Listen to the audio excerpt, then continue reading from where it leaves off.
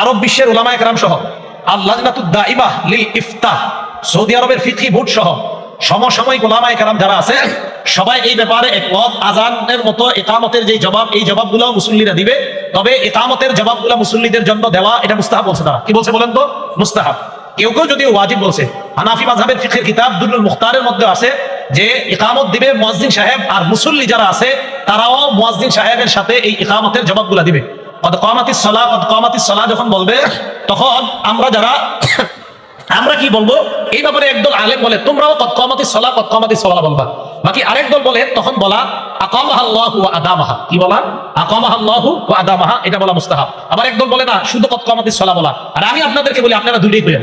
মুয়াজ্জিন যখন বলে কদ কামাতিস সালাহ, আপনি বলবেন কদ কামাতিস সালাহ আকামাহাল্লাহু ওয়া আদামাহা।